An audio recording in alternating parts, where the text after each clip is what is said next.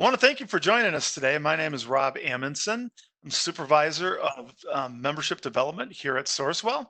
As part of our ongoing reinvestment initiative to our members, Sourcewell is proud to partner with Dr. Joe Erardi to bring you Leading Through the Unknown. These are uncertain times, and Dr. Erardi will share numerous strategies and must-dos to ready your school and your school district for the upcoming school year.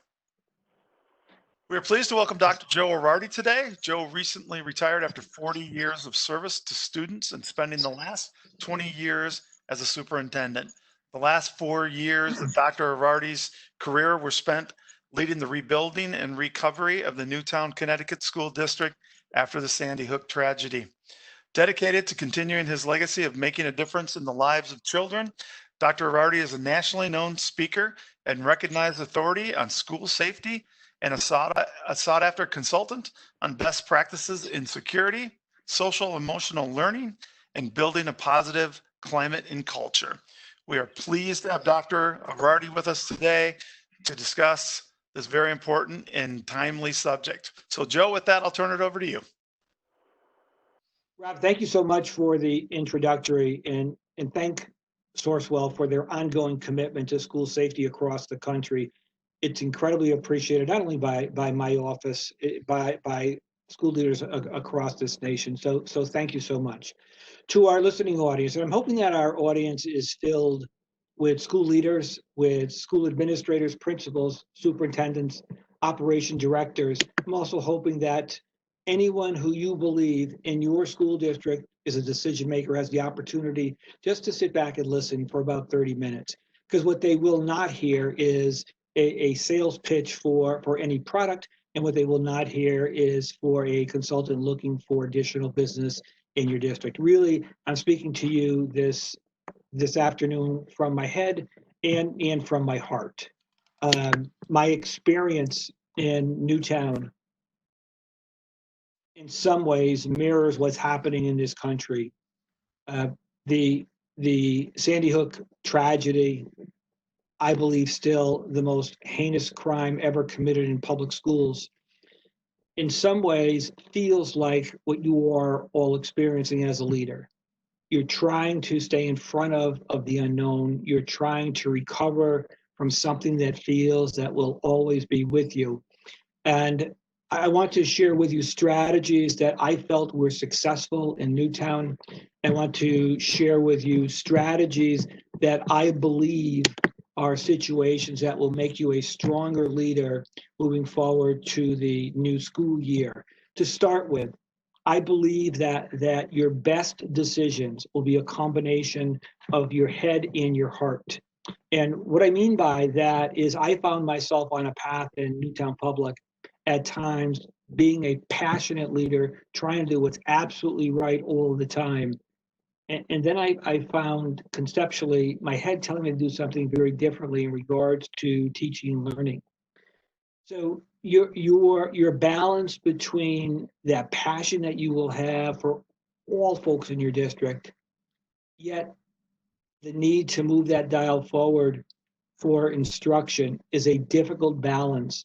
And you need to find that sweet spot of exactly where you think you need to be and want to be as you move forward. I want to start with something really heavy. And it's not to try to get your attention, but at the time of this recording in late May, this great country of ours, unfortunately and very, very sadly, has just surpassed the 100,000 people mark of fatalities for COVID-19, which tells me and tells you that there have been countless and hundreds of school districts with loss. And loss could be staff, it could be parent, it could be grandparent, it could be stakeholder or community member. And what I can share with you is that my experience in Newtown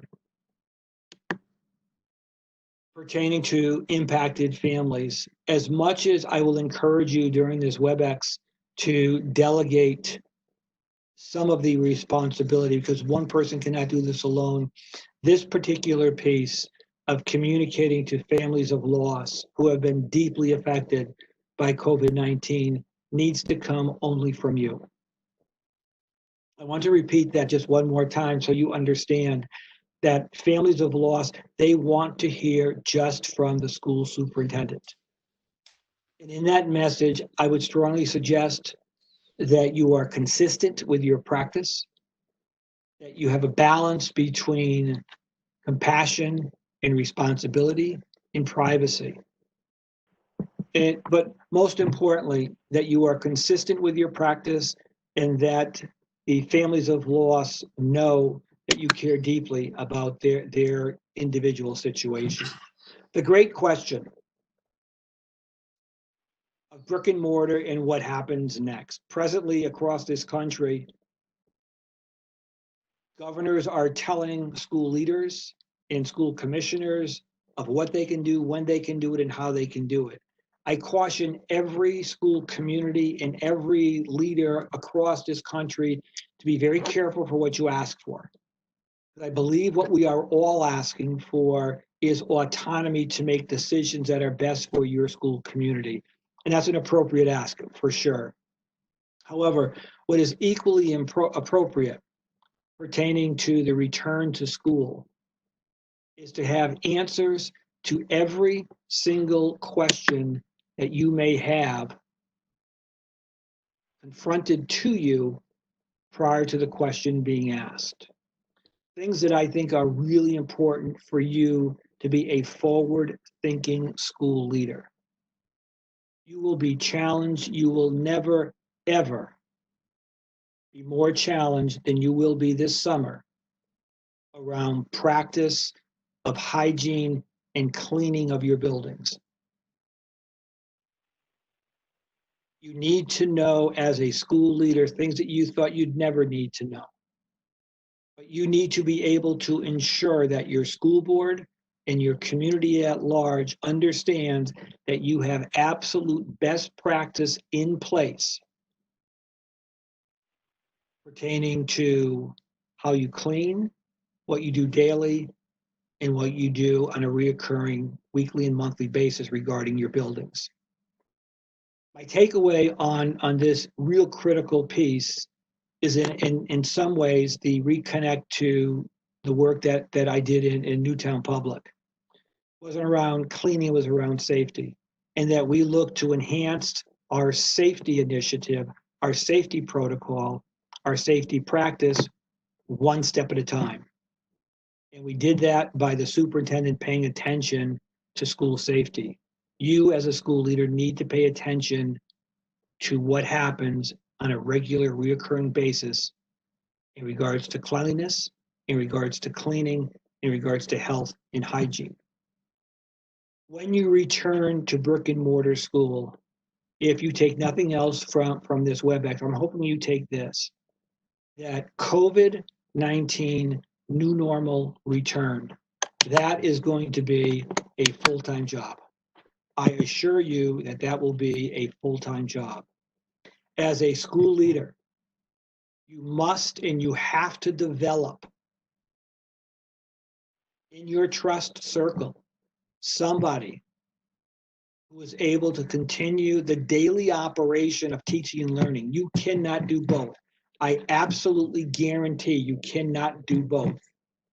I found in Newtown that a full-time job, an absolute full-time job was safety, security, social emotional learning, post-traumatic stress with staff and community members. Full-time. You will be working for COVID-19 recovery full-time. Who will be that person running your daily operations? It's really important to understand. Sadly, one of the things that I learned over the last few years of my leadership was to always prepare for the worst case scenario. And I can see at some point in this country, at some time, somebody standing in front of maybe a school board and saying, you said it was safe to go back to school. And look what my family has suffered and look what my family has lost. I would strongly suggest every school district has a deep and meaningful conversation with all stakeholders.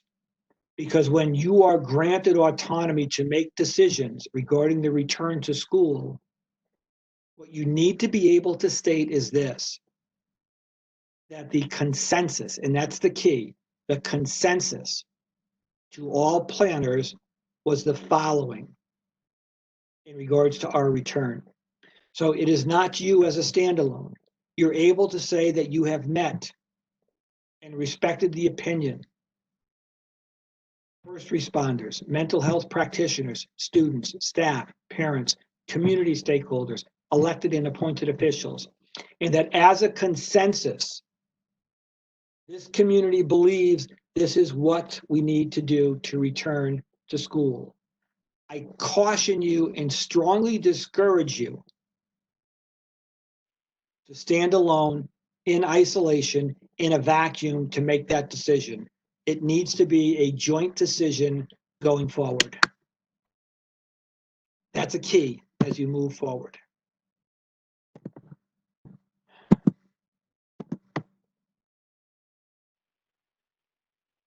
I believe that this country has settled on really three options for your fall. Either staying distant, a hybrid of a combination of distant and X number of students returning, or being all back in session. As leadership, the key to your work is around how you communicate, how you connect, and how you empower when you go forward.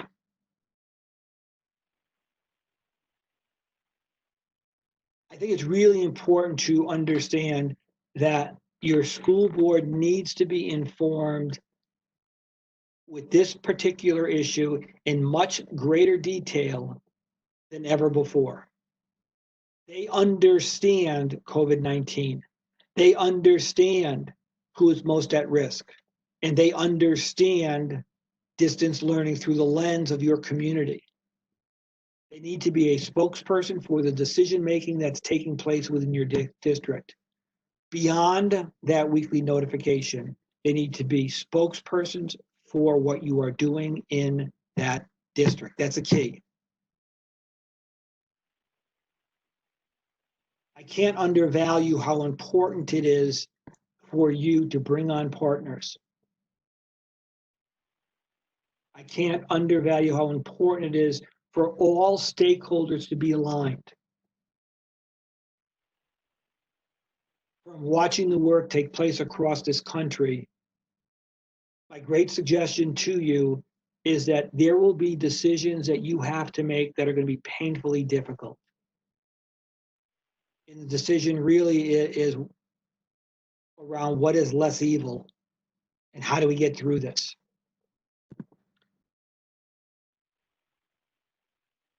There is no right answer. But what I learned in Newtown was that if I did always what was right and not necessarily what was easy, folks understood. And somehow the unhappiness felt just a bit better. I want to continue to share with you why I think it's so important for school board members to be spot on with where you are with what you're thinking. I would strongly suggest to school leaders across the country to examine every policy that you have in place that you believe will be projecting to a different space for the new school year. I want to give you 3 or 4 examples that are key. I am certain, and I believe you are certain, when you make a declaration to go back to school, that you will have, depending on the size of your district, either dozens or hundreds or thousands of students who will have parents that will share with you, no, thank you, we are not going back. Your homeschool policy really needs to be looked at. In most cases, the policy across the country is a declaration of homeschool, and then what happens? What happens is that parents take responsibility, they are severed from the local district, and you move forward. But you will have a large percentage of students that'll be in the abyss of parents not wanting to homeschool, but don't trust the decision of going back to school. That homeschool policy really needs to be examined. Your policy around visitors. Are you to a point now where, as much as you support, and your policy may support, parents as partners visiting during the school day, grandparent day, guest lecturers coming through? You need to have that conversation with your community and inform your school board of exactly where you're going to be in the new school year. Parents as partners does what?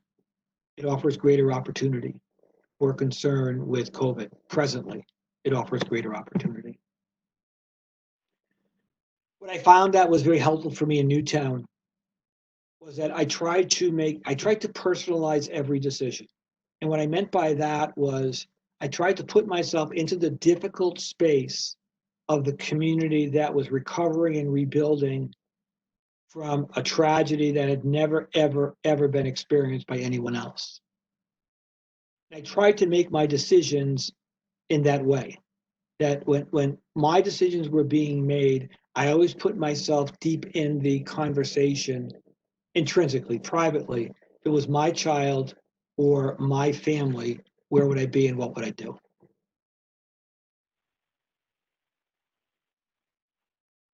If you allow yourself to be that administrator that changes direction with the last voice and perhaps the loudest voice in the room, you'll be in trouble with leadership with COVID-19.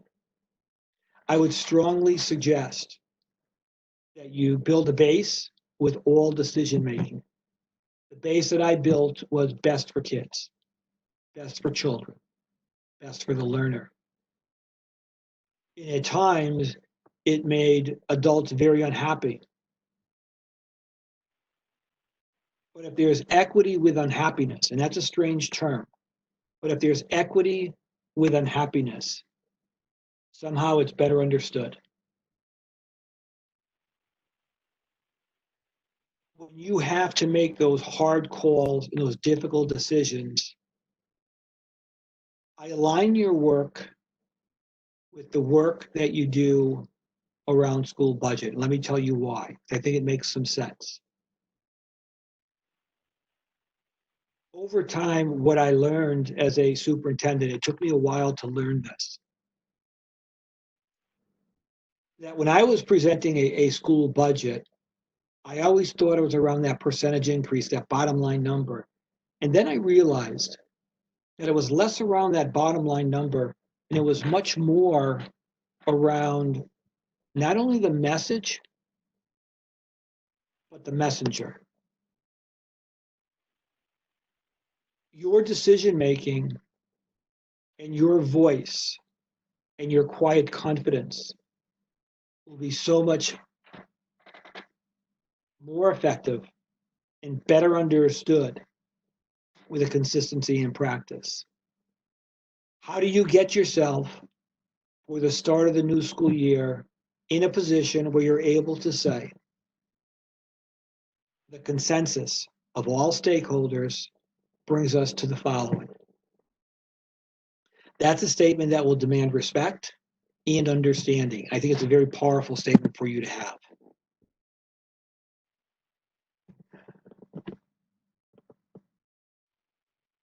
As I mentioned earlier in the broadcast, be careful what you ask for. And it sounds like it's such a strange thing to say. But one of the things that I did as a school leader and encourage you to do as a school leader is to think through every possible scenario and have that answer in your bucket, in your toolbox when needed. And I start with something such as, in most elementary schools across the country, their phys ed teacher, their art teacher, or their music teacher will see nearly every, if not every student every week. And if not every staff member, nearly every staff member. And what will you do when that art teacher or music teacher or phys ed teacher knocks on your door, Mr. Principal or Mrs. Principal, or Mrs. Superintendent or Mr. Superintendent or Dr. Superintendent, and states to you, I came from the emergency room last evening and I've tested positive for COVID-19. Are you closing your school? Are you closing your district? Are you quarantining for 14 days? Are you working in isolation, or do you have answers already prepared? My strong suggestion again to you is to think through every possible scenario, surround yourself with the absolute best people, and then let it happen. To those that are on this WebEx, I can absolutely assure you that your summer will be dominated by co-curricular activities in a much greater way than teaching and learning. But before I share that, I want to go backwards to go forwards. I want to go backwards where at the end of every school year, you heard an exhale across the country. And the exhale took place when the voice in your district stated, thank you for attending the commencement activity for the class of. And that voice is not going to resonate this school year. What has taken place is school leaders at all levels have been working extraordinary hours to build it and to fly it at the same time.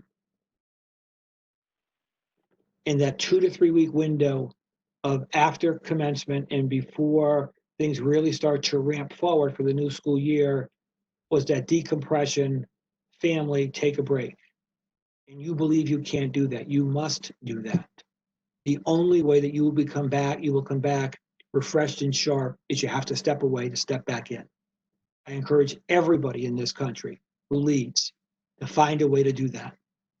And when you step back in, you're going to step into voices getting louder and stronger and less around teaching and learning and more around band camp, the starting of sports, what co-curricular activities will look like. And my child is only going to be a junior or senior one time. You're compromising potential scholarships in lots of different spaces and places. What I thought I was most proud of watching school leaders this April, May, and June to be, is the backbone that everyone had regarding doing what was right and not what was easy. What was right was being steadfast on creating the opportunity to graduate for this class of 2020, but not in a traditional manner. And I would suggest that you hold on to doing what is right and not what is easy with events such as you see on this slide. You're going to have to make some very, very difficult decisions. Do your homework, bring all stakeholders together, include the student voice, and make your best decision. Do not make it in isolation, which is a really important piece.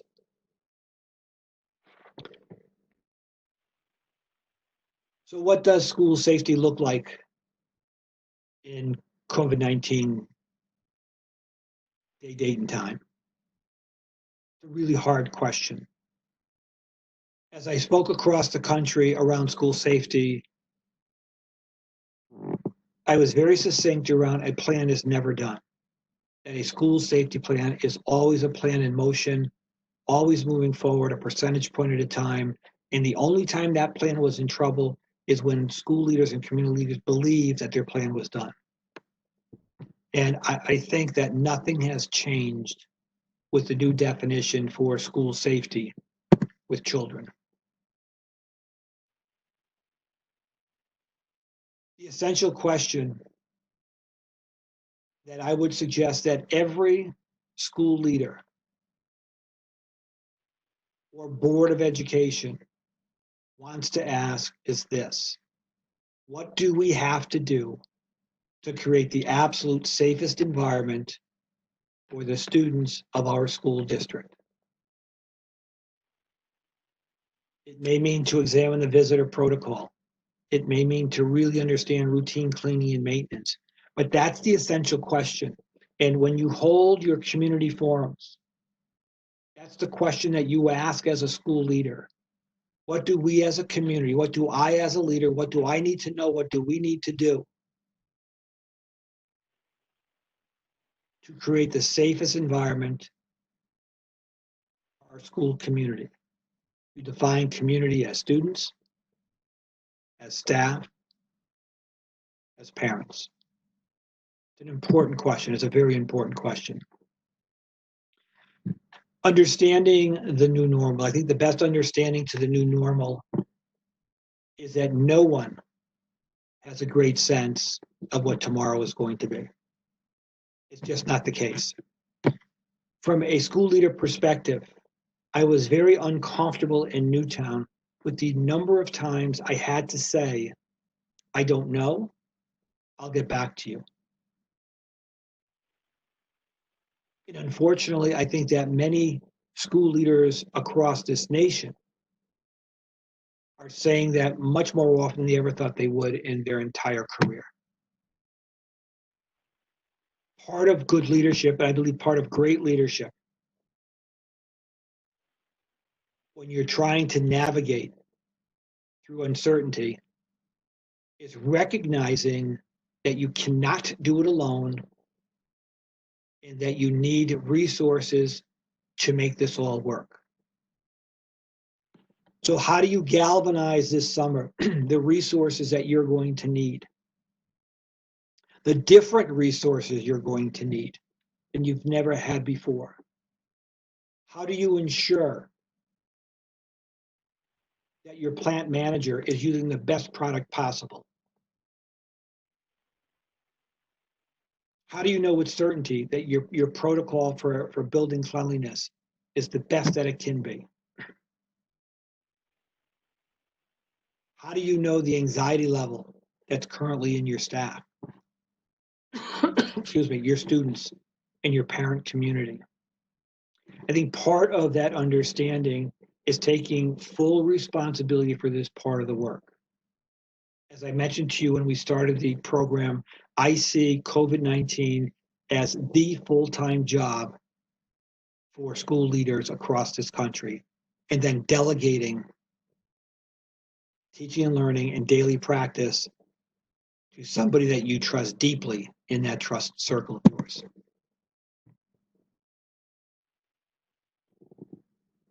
I always tried to pause as a school leader to make sure that I was taking care of my family and others. And what I did very, very poorly was to take care of myself. I see that as one of the great mistakes that I made. I made a lot of mistakes. Excuse me.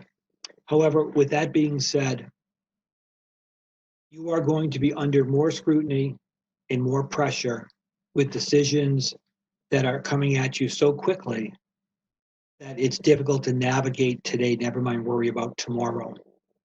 You have to take care of yourself. You have to delegate. You have to build your trust circle.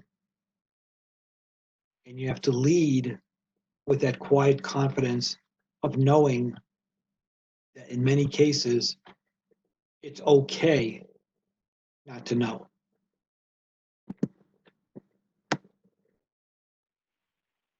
The balance piece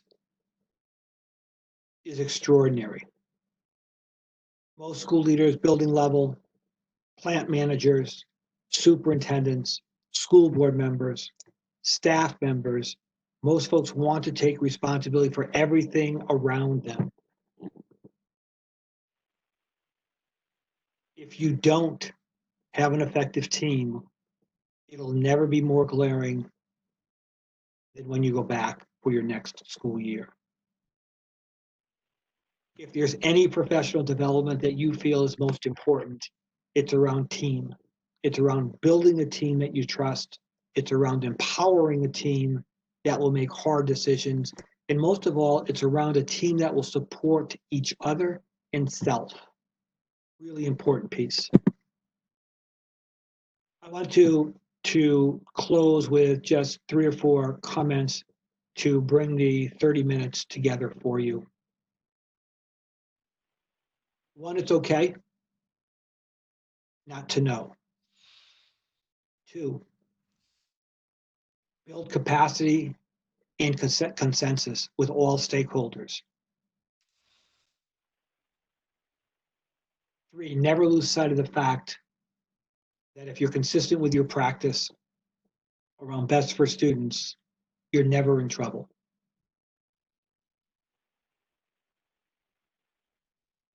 Depend on folks that you need to depend on for that teaming approach.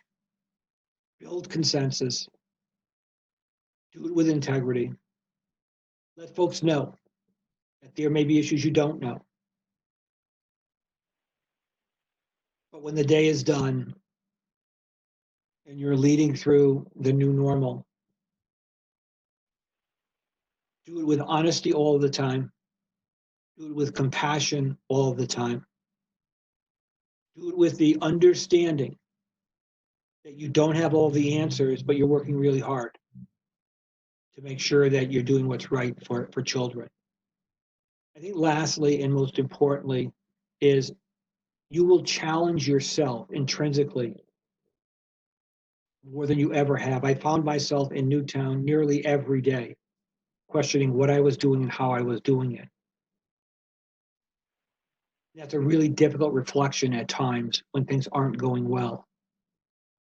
When you make that challenge, just remember that your heart and your head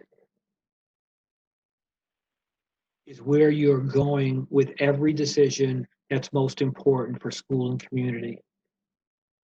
I opened with that balance. I'm going to close with that balance. Make your decisions as if you were making them for your own child or children or family. Do it with your head. Do it with your heart. Build consensus.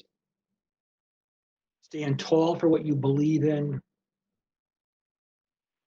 And all of those negative voices that may surround you at times, they will understand, although they may not talk about it publicly, they will understand that you've done your homework, you've done what is best for children, and they may disagree, but they'll do it with respect. I wish every school leader the absolute best. I share my contact information. If there's a question that you may have, and I know we do have some questions that have already been called in, but after we sign off, if there are questions, let me know. You have my direct connect for my cell. Rob, thank you so much. Thanks, Joe. Appreciate the information. And we can go. We do have some questions, as you mentioned, that have come in. So let's start with the first question that we had come up. And Joe, what is your best advice to school leaders on how to handle parents who refuse to send their child back to school? It's a great question. You know, that is a great question, because part of the learning in Newtown for me was that everybody deals with stress differently. And you know, that PTSD, that post-traumatic stress disorder, everybody deals with it differently. And what I learned in Newtown was to recognize and be respectful to that. I don't think that there will be any parent who's trying to game the system. I think that when parents make that decision, and I anticipate thousands of parents to make that decision, they're doing it out of the love for their child. And that's the conversation that you need to have with that parent, whether it's your voice or a staff member's voice. It's a conversation around respect and recognizing that the parent's refusal is not to be an obstructionist. They're refusing because they feel it's unsafe for their child. And that's the conversation that needs to happen. That's what I mentioned earlier in the program of have something in place already.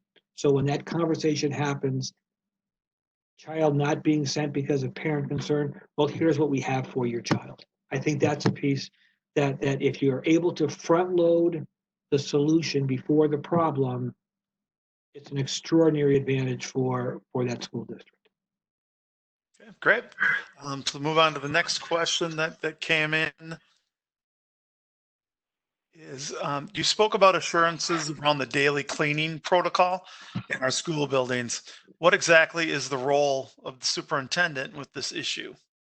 Rob, the role has really changed because 20 years as a superintendent, 40 years as a public school educator, as a high school principal for a very long time. If you asked me to raise my hand in honesty, did I know what the cleaning products were in ours? I had no clue. I knew our school looked clean, it looked great, it smelled terrific. We were ready to go.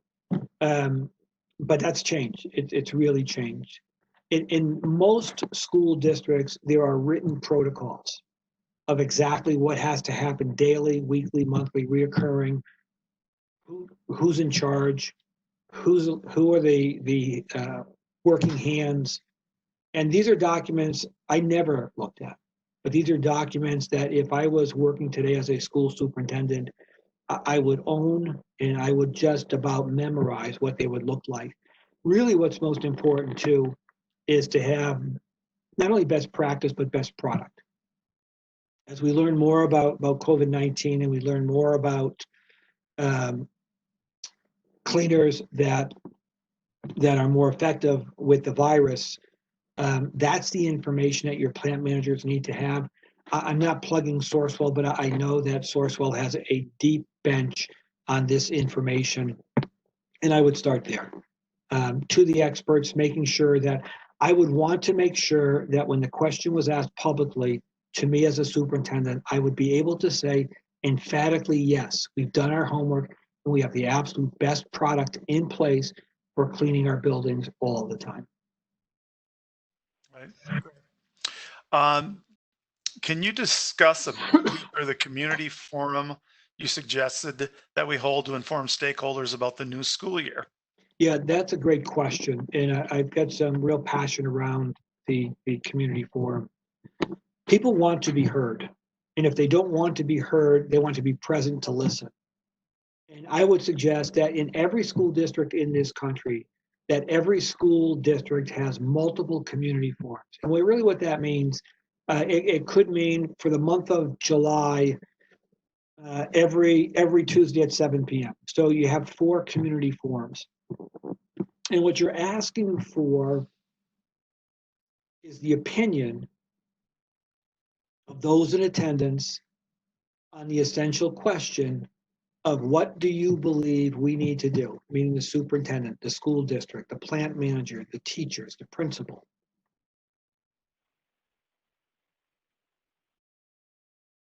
To return to school in the safest way possible. And then I encourage the facilitator and the school leaders to step out of the conversation and just be listeners.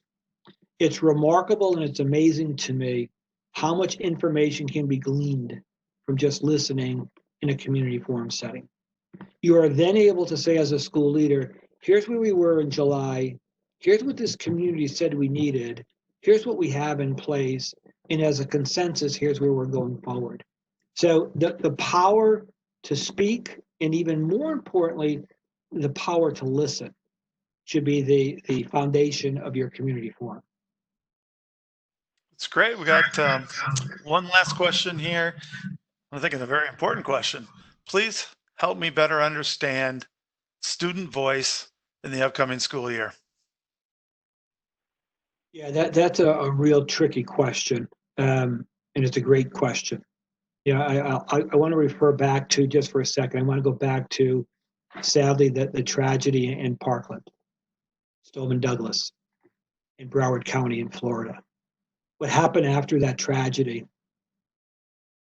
where students across the country they called out school leaders, and they called out community leaders, and they called out elected and appointed leaders.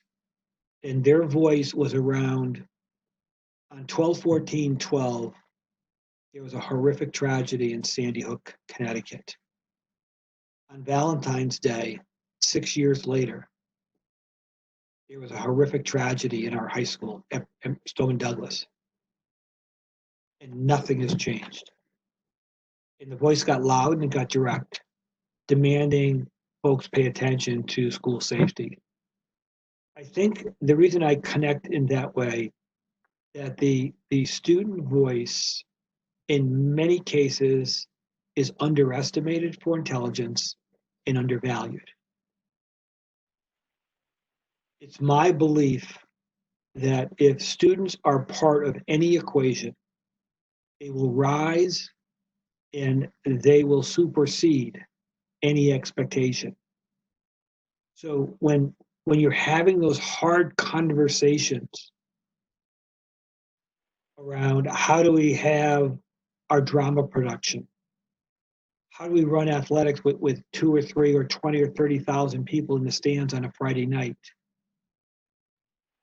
how do we social distance in after school activities, I'm guessing that school leaders will take a great deal of valuable information from that student voice. So I think to directly answer that question, empower the voice, work with the student, and reach a consensus, just like they are, because they are a stakeholder within that community. All right, that'll do it. Joe, I want to thank you again for taking the time to share this valuable information with us here today.